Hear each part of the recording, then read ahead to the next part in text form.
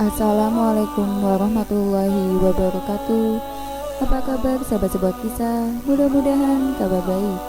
Pada kesempatan kali ini kami akan membagikan kisah berjudul Anak korban Sriwijaya Air mengigau didatangi ayah lewat mimpi. Papa jatuh tapi tidak ada yang tolong. Sahabat sebuah kisah, korban Sriwijaya Air, Rion Yogatama, mendatangi anaknya lewat mimpi. Hal ini diceritakan oleh seorang nenek yang merupakan ibu kandung dari Rion Yogatama. Menurutnya, anak Rion tiba-tiba saja mengigau dalam tidurnya. Dalam tidurnya itu, sang anak bermimpi kalau ayahnya jatuh dari pesawat. Namun kata dia, tidak ada yang menolong ayahnya saat jatuh tersebut. Seperti yang diketahui, jenazah Rion Yogatama belum berhasil teridentifikasi. Namun, Satuan Petugas Pencarian dan Pertolongan dari unsur penyelam TNI Angkatan Laut telah menemukan gawai dan SIM card miliknya di kedalaman 17 meter. Oni Kartika Sari, ibu dari Rion, mengaku sempat kaget dan syok ketika mendapatkan kabar berita bila gawai milik anaknya telah ditemukan oleh tim penyelam di Kepulauan Seribu. Semalam dapat kabar, kami langsung syok. Kemudian langsung tanya dengan istrinya, ternyata itu benar gawai yang dipakai Rion selama ini.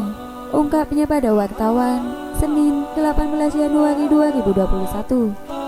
Di tengah kepanikan itu, adiknya Rion yang berada di Jakarta memberi kabar dan meminta pihak keluarga di Lubuk Linggau untuk tidak berbuat beban sebelum barang-barang yang ditemukan diserahkan kepada pihak keluarga. Semalam anak saya bilang jangan dulu percaya mak, kalau itu yang ditemukan barang-barang kakak pasti nanti diserahkan kepada kita, ujarnya menirukan ucapan anaknya. Oni sendiri pun mengaku sudah pasrah kepada takdir yang diterima oleh anaknya. Namun ia berharap semoga jasad anaknya masih bisa ditemukan dan dibawa pulang ke Lubuk Linggau. Sebenarnya ini sudah suratan takdir, kita tinggal menemuinya lagi. Tapi kalau bisa jasadnya ketemu, kalau tidak utuh tidak apa-apa, akan tetap kami makamkan secara layak, ungkapnya. Oni pun bercerita, kemarin putri pertama dari Rion sempat seperti mengigau dan mengatakan jika melihat ayahnya menjadi korban pesawat jatuh. Namun tidak ada yang menolong. Kemarin anak pertamanya seperti mengigau bilang papa jatuh dari pesawat. Gak ada yang nolong. Oh gitu ya nak, jawabnya lagi, iya jatuh gak ditolong, ujarnya menirukan ucapan cucunya. Bahkan Oni menuturkan beberapa hari lalu Vivi istri Rion mengaku beberapa kali bermimpi didatangi oleh Rion. Namun mimpi tersebut tidak terlalu jelas. Tadi pagi sehabis sholat subuh sembari nonton berita ketiduran depan TV, kemudian terkejut seperti suara Rion memanggil saya mama. Suaranya jelas sekali. Saya pun terbangun, ungkapnya. Oni juga baru menyadari pertanda perpisahan terakhir dari Rion ketika mengajak mereka sekeluarga jalan-jalan ke Danau Aur dan Sungai Kasie sehari sebelum berangkat menuju Jakarta. Ditambah kepulangan Rion bersama anak istrinya ke Lubuk Linggau 1 bulan ini ternyata adalah tanda perpisahan, karena sebelum-sebelumnya ia tidak pernah pulang selama itu, ujarnya. Saat itu Oni tidak sadar sama sekali.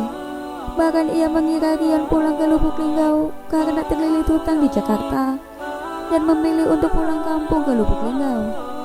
Saat itu dia masih kerja. Hampir setiap malam dia di hadapan laptopnya. Saya tanya, kok lama sekali di Linggau? Apa ada hutang di Jakarta? Dia bilang tidak. Kemudian istrinya juga saya tanya. Dijawab istrinya juga tidak ada hutang. Kalau ada hutang, pasti Rion cerita kepadanya, ungkapnya. Rion Yogatama menjadi salah satu korban pesawat Sriwijaya Air yang jatuh di Tanjung Pasir, Pulau Lancang, Kepulauan Seribu pada Sabtu 9 Januari 2021. Warga Jalan Kenanga 2, lintas RT 5, Kelurahan Sanalang, Kecamatan Lubuk Linggau Utara 2, Kota Lubuk Linggau ini setelah diduga ketinggalan pesawat. Vivi istri korban menceritakan awalnya suaminya terbang ke Jakarta dari Lubuk Linggau naik pesawat Batik Air dan rencananya transit di Jakarta naik Nam Air, kemudian dialihkan naik ke Sriwijaya Air. Seharusnya berangkat pukul 7 WIB, jadi karena paginya telat akhirnya diganti pukul 13. ujarnya pada wartawan. Ia mengungkapkan kontak terakhir dengan suaminya via WhatsApp sekitar pukul 12.20 WIB. Saat itu suaminya mengabarkan pesawatnya berangkat pukul 13 WIB. Kemudian sekitar pukul 15 WIB, Vivi kembali mengirim pesan. Namun pesannya hanya checklist. Karena ragu, Vivi pun mencoba menghubungi suaminya beberapa kali. Aku kirim pesan checklist, kemudian aku telepon tidak bisa.